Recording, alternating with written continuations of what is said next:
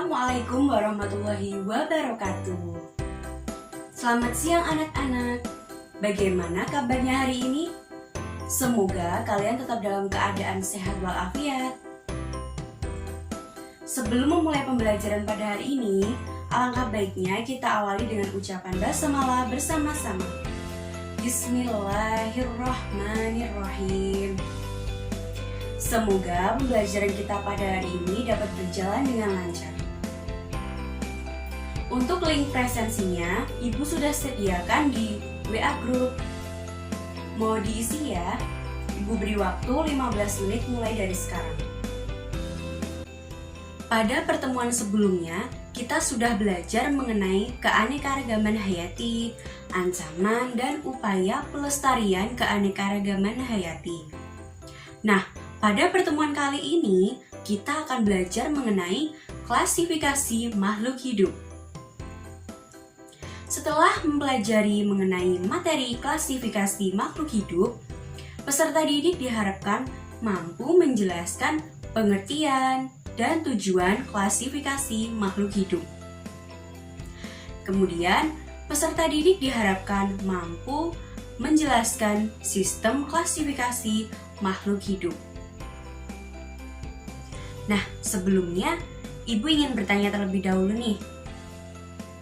Pernahkah kalian tahu ada berapa banyak buku yang ada di perpustakaan? Pastinya banyak sekali kan? Lalu, pernahkah kalian kesulitan dalam mencari buku di perpustakaan?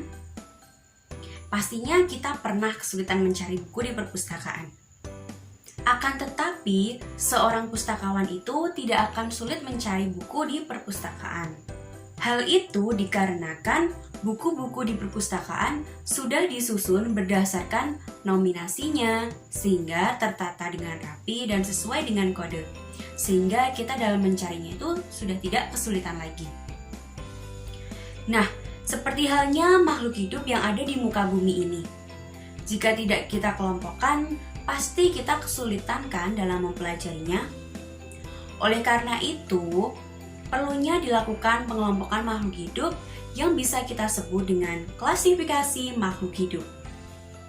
Makhluk hidup dapat dikelompokkan berdasarkan persamaan ciri, cara hidup, tempat hidup, dan daerah penyebarannya.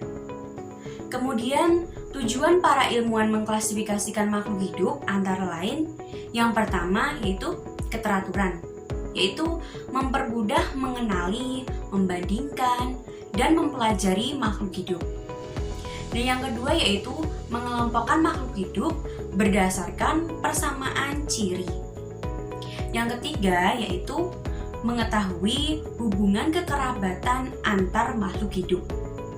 Dan yang keempat yaitu mempelajari evolusi makhluk hidup atas dasar kekerabatannya. Seiring berkembangnya ilmu pengetahuan, terutama di bidang taksonomi, sistem klasifikasi pun terus berkembang.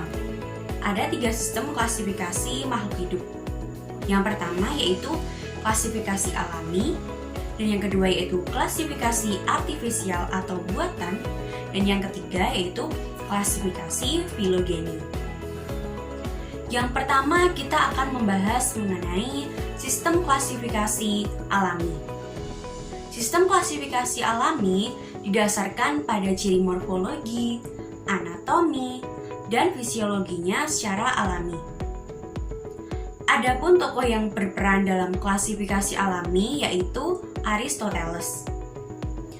Contohnya yaitu dapat kita lihat pada bagan di samping. Makhluk hidup dibagi menjadi 2, yaitu ada hewan dan tumbuhan.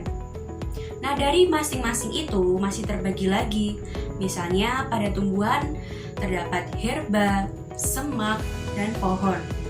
Sedangkan pada hewan itu masih terbagi lagi menjadi beberapa kelompok-kelompok. Misalnya terdapat insekta, vertebrata, dan lain-lain.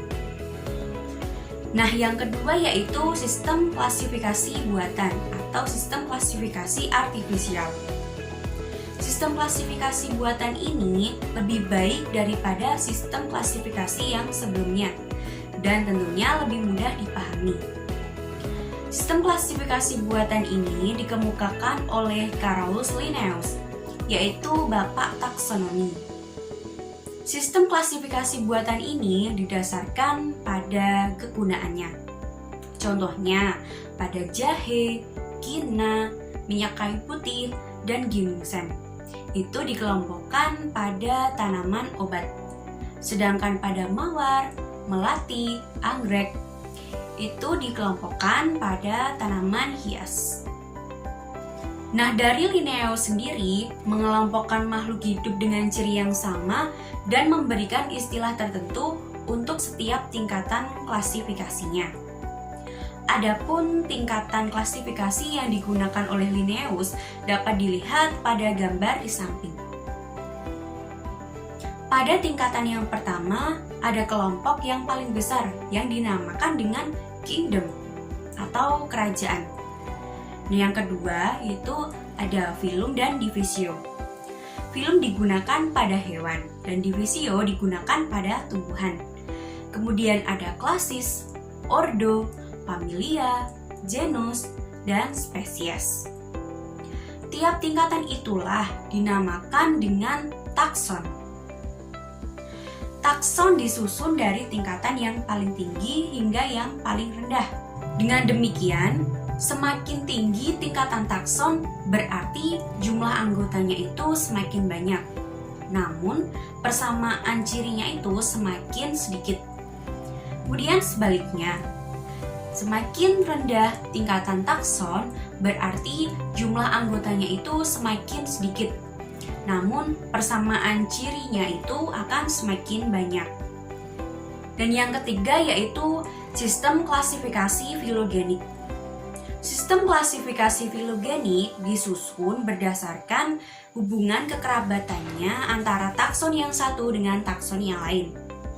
Contohnya dapat dilihat pada gambar di samping. Gambar tersebut menunjukkan bahwa simpanse itu memiliki hubungan kekerabatan paling dekat dengan beruang. Sedangkan simpanse dengan lamprey itu memiliki hubungan kekerabatan yang paling jauh. Jadi bagaimana? Sekarang kalian sudah mengerti kan mengenai dasar-dasar klasifikasi makhluk hidup? Nah, agar kalian lebih paham lagi, Ibu akan memberi latihan soal. Linknya dapat diakses pada deskripsi video ini.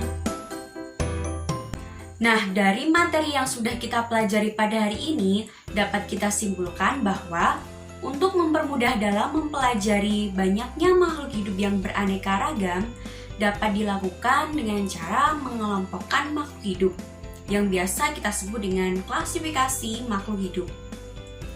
Nah, klasifikasi makhluk hidup itu didasarkan pada ciri, cara hidup, dan tempat hidup, dan daerah penyebarannya. Nah, dalam klasifikasi terdapat 3 sistem klasifikasi. Yang pertama yaitu sistem klasifikasi alami, sistem klasifikasi buatan, dan sistem klasifikasi filogenik. Sekian pembelajaran kita pada hari ini. Semoga dapat kita pahami dan bermanfaat.